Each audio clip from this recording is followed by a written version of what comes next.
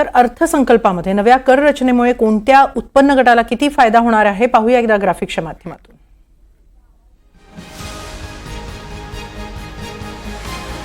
8 लाखांच्या उत्पन्नावर 30,000, 9 लाखांच्या उत्पन्नावर 40,000चा फायदा, 10 लाखांच्या उत्पन्नावर 50,000चा,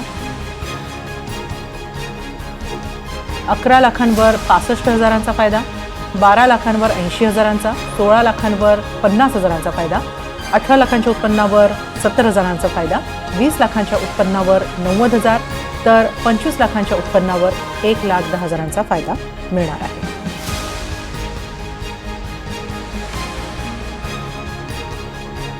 काय स्वस्त 12 लाखांपर्यंतचं उत्पन्न करमुक्त करण्यात आलेलं आहे. 12 लाखांच्या वर करप्राप्त उत्पन्न असणार आहे. त्याचा स्लॅब आपण पाहतो आहोत. 0 ते 4 लाखांपर्यंत कर असणार नाही. 4 ते 8 लाखांवर 5%, 8 ते 12 लाखांवर 10%, 12 ते 16 लाखांवर 15%, 16 ते 20 लाखांवर 20%, 20 ते 24 लाखांवर 25%, तर 25 लाखांच्या पुढे 30% कर असणार आहे.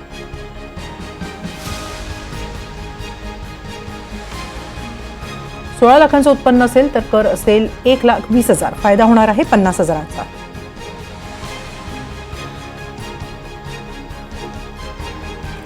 वीस लाखांचं उत्पन्न असेल तर कर लागेल 2 लाखांचा, फायदा होणार आहे 90,000चा. 24 लाख उत्पन्न असेल तर 3 लाख रुपयांचा कर असेल, फायदा असेल 1,10,000.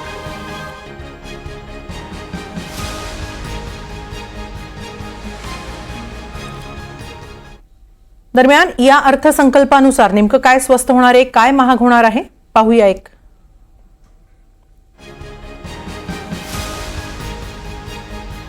कपडे, कॅन्सरची औषधं, मोबाईल, टीव्हीचे पार्ट्स स्वस्त होणार आहे.